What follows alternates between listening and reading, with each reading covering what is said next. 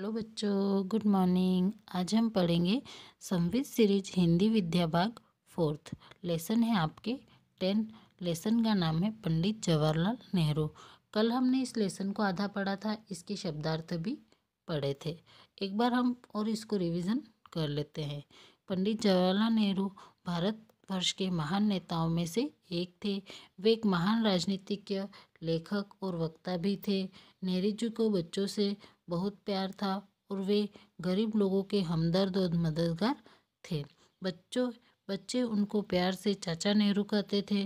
पंडित नेहरू का जन्म 14 नवंबर सन 1889 को प्रयागराज इलाहाबाद में हुआ था। उनके पिता का नाम मोतीलाल नेहरू था। वे एक प्रसिद्ध वकील तथा अत्यधिक संपन्न व्यक्ति थे। पंडित नेहरू जी की माता का नाम श्रीमती स्वरूप रानी था। पंडित नेहरू की प्रारंभिक शिक्षा घर पर ही हुई थी। एक अंग्रेज शिक्षक उन्हें घर पर पढ़ाने आते थे। 15 वर्ष की आयु में पंडित नेहरू को शिक्षा प्राप्त करने के लिए इंग्लैंड भेजा गया। वहां उन्होंने हैरो स्कूल तथा कैम्ब्रिज विश्वविद्यालय में अध्ययन किया। सन 1912 में बैरिस्ट्री की परीक्षा उत्तीर्ण कर वे भारत लौट आए। सन 1915 में उनका विवाह कमला नेहरू के साथ हुआ। स्वदेश लौटने पर पंडित नेहरू ने वकालत आरंभ की, पर उनका मन इसमें नहीं लगा। भारत की परतंत्रता उनके मन को बहुत ही दुखी करती थी। उन्होंने सबसे पहले होम रूल आंदोलन में भाग लिया। फिर उन्होंने गांधी जी के साथ स्वतंत्रता आंदोलन में भाग लेना शुरू किया। उसके पश्चात उन्होंने गांधी जी के साथ मिलकर स्वतंत्रता आंदोलन में भाग लिया। वे ठाट बाट की जिंदगी छोड़कर खादी के कपड़े पहनकर सत्याग्रही बन गए। उन्होंने उनके जो ठाट बाट थे उन सबको छोड़ दिया तथा गांधी जी के साथ मिलकर खादी के कपड़े पहनकर सत्याग्रही बन गए, मतलब सत्य के लिए लड़ाई में भागी बन गए। इसके बाद उन्होंने पूरा जीवन देश की सेवा में अर्पित कर दिया। इसके पश्चात उन्होंने जो अपना जीवन था वो देश की सेवा के लिए दे दिया। सन 1920 से सन 1944 तक उन्होंने अनेक बार जेल यात्राएं की और कठोर यातनाएं सही। उसके बाद उन्होंने आंदोलनों में भाग लेना चालू कर दिया, तो अंग्रेज सरकार द्वारा उनको कई बार जेल हुआ। कब से कब के बीच में 1920 से 1944 तक उन्हें बहुत बार कठोर यातनाएं भी हुई और जेल भी हुई, क्योंकि उन्होंने देश को आज़ाद करने के लिए लड़ाई में भाग लिया था, जिसके लिए अंग्रेज सरकार ने उनको जेल भी भेजा और उन पे यातनाएं भी करी। यातनाएं मतलब उनको कष्ट भी दिए। सन 1929 में लाहौर अधिवेशन में जवाहरलाल जी कांग्रेस के अध्यक्ष बने। मतलब सन 1929 में लाहौर में जो बैठक हुई उसमें जवाहरलाल जी जो थे वो कांग्रेस के अध्यक्ष बने। नेहरू जी ने इस अधिवेशन में पूर्ण स्वराज्य की मांग की और नेहरू जी ने इस अधिवेशन में पूर्ण अपने राज्य की मांग की थी। नेहरू जी ने सन 1942 में के भारत छोड़ो आंदोलन में सक्रिय भागीदारी की और 3 वर्ष तक कारागार में रहे। मतलब नेहरू जी ने सन 1942 के भारत छोड़ो जो आंदोलन हुआ था उसमें भागीदारी रखी, अच्छी तरीके से अपनी भागीदारी रखी। उसमें वो अच्छे से मन लगाकर कार्य कर रहे थे और उस आंदोलन में उन्होंने बहुत सहयोग किया, जिसके स्वरूप उनको 3 वर्ष तक जेल में रहना पड़ा। 15 अगस्त सन 1947 को भारत आज़ाद हुआ। उसके पश्चात 15 अगस्त सन 1947 को भारत आज़ाद हुआ। पंडित नेहरू स्वतंत्र भारत के प्रथम प्रधानमंत्री बने तथा पंडित नेहरू जो थे वो भारत स्वतंत्र होने के पश्चात जो प्रथम प्रधानमंत्री थे वो पंडित नेहरू बने।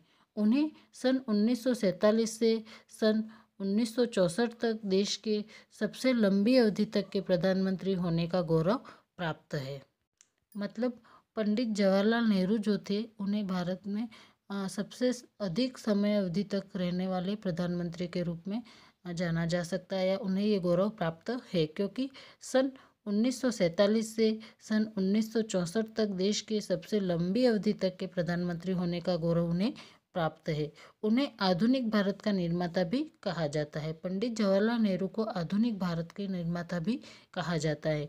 उनके पास दूरदृष्टि, ईमानदारी, कड़ी मेहनत, समझदारी, देशभक्ति तथा शांति प्रियता जैसे गुण थे।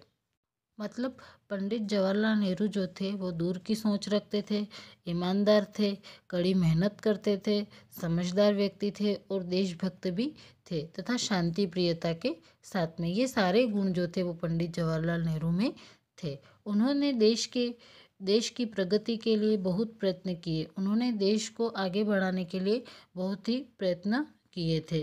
भारत के लोगों के कल्याण के लिए उन्होंने राष्ट्रीय विकास परिषद, पंचवर्षीय योजनाएं, पंचायती राज आदि व्यवस्थाओं को आरंभ किया। उन्होंने भारत राष्ट्र के विकास के लिए बहुत सी योजनाओं का आरंभ भी किया था जो भारत के लोगों के कल्याण के लिए है। पहला है राष्ट्रीय विकास परिषद, पंचवर्षीय योजनाएं, पंचायती राज्य आदि जो व्यवस्थाएं थी उन्होंने लागू की थी या आरंभ की थी। नेहरू जी विश्व शांति के पक्षधर थे। उन्होंने पंचशील के सिद्धांत को प्रचारित किया और अंतर्राष्ट्रीय शांति कायम करने की दिशा में महत्वपूर्ण कदम उठाए। उन्होंने प्रधानमंत्री के रूप में देश को नई दिशा प्रदान की। उन्होंने भारत में आधुनिक उद्योगों की आधारशिला रखी। उन्होंने शहर तथा गांवों दोनों के विकास पर जोर दिया। नेहरू जी जो थे वो विश्व के शांति के पक्ष में थे, इसलिए उन्होंने पंचशील के सिद्धांत को प्रचारित किया। अंतर्राष्ट्रीय शांति कायम करने की दिशा में महत्वपूर्ण कदम उठाए। मतलब पूरे विश्व में शांति के लिए उन्होंने कई कदम उठाए। उन्होंने प्रधानमंत्री के रूप में देश को नई दिशा प्रदान की। मतलब वो प्रधानमंत्री थे इसलिए उन्होंने देश को नई नई दिशाओं का मार्गदर्शन दिया। उन्होंने भारत में आधुनिक उद्योगों की आधारशिला रखी। भारत में आधुनिक उद्योग जो हुए उनमें उन्होंने महत्वपूर्ण भूमिका निभाई। उन्होंने शहर तथा गांव दोनों के विकास पर जोर दिया था। उन्होंने शहरों का भी विकास किया तथा गांवों का भी विकास किया। नेहरू जी के इन कार्यों को भारतवासी आज भी याद करते हैं। नेहरू जी के द्वारा जो कार्य भारत के हित में किए गए उन्हें भारतवासी आज भी याद करते हैं। उन्हें बच्चों से बेहद लगाव था, इसलिए हर वर्ष उनके जन्मदिन को बाल दिवस के रूप में मनाया जाता है। जो 14 नवंबर हम स्कूल में मनाते हैं उसे किस रूप में मनाते हैं? बाल दिवस के रूप में। और वो किसका जन्मदिन है? नेहरू जी का, क्योंकि उन्हें बच्चों से बहुत ही लगाव था। 27 मई सन 1964 को हृदयघात के कारण उनका देहांत हो गया। अर्थात 27 नवंबर सन 1964 को दिल का दौरा पड़ने से उनका देहांत हो गया। दिल्ली में यमुना तट पर शांति वन में उनकी समाधि बनी हुई है। दिल्ली में यमुना की तट पर शांति वन में उनकी समाधि बनी हुई है, जहाँ पर देश के नागरिक उन्हें श्रद्धांजलि देने जाते हैं, श्रद्धा सुमन अर्पित करने जाते हैं, श्रद्धा से फूल चढ़ाने जाते हैं। आगे इसके जो क्वेश्चन आंसर आपको PDF कर दिए जाएंगे।